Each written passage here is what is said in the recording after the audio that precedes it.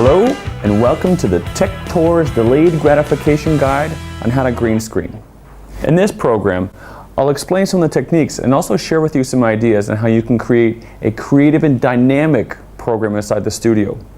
Of course, you can take the fast and easy approach and just show up with your script. And then read that aloud using an uninspiring American shot, or you could take the filming test as a creative challenge to use professional techniques to enhance your story. But first, to make it absolutely clear to everyone, there is no need to switch on any equipment before you have your script and your visual plans or storyboard laid out. No gadget, no camera, no green screen, no computer editing software can help you make a good and interesting story. Only you can. Technology will help you create that. To help you get the full potential out of the green screen, we have some ideas and tips we want to share with you all.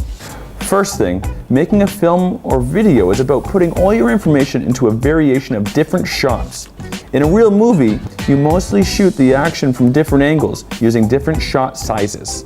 All of this can be done in our Kubrick studio. You just need to do a little more planning as you only have one direction in which you can film.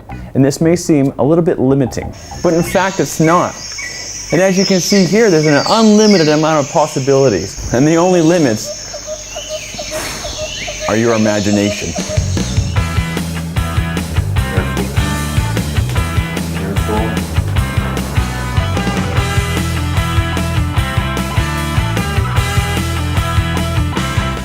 To maximize your time in the studio, it's crucial that you're properly planned. Do what we've done for this video and get yourself a storyboard. If you plan like this, you can use a variety of different shots and make them fit seamlessly together using the cutting on the action.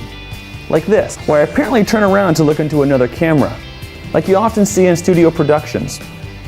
But here we don't have two cameras, we only have one.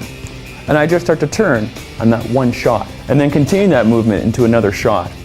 This is where you really need to be logical, because the narrator will need to turn in the correct direction into the camera, like this. You should also change the shot size, and make sure to use the same areas of the frame to avoid a jump cut. Now look at this background. And look at this one. And now look at this one. This is all something that can be done in post-production. In the editing, you'll do this typically in something like iMovie, like we've done here. See, there really are no limits on what you can do, except for one thing. One thing you cannot do when filming with green screen is use the zoom. And why is that?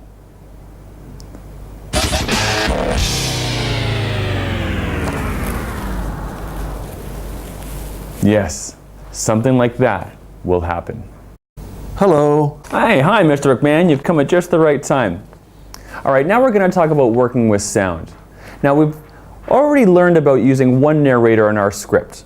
What if you have two? You can only attach one microphone to one camera. And when working with a green screen, you cannot use two cameras and two angles. But I'll let Mr. McMahon talk a little bit more about that. Yes, so what happened in between this and the previous shot was that I've got the microphone now. And the seamless connection between the two shots was that Mr. Prohaska and I looked at each other before the cut. And I looked at the same side at the start of the clip. And now we'll do it once more, just the other way around. Back to you, Mr. Prohaska. So this is what it looks like when you plan well. It definitely increases the viewability of your video.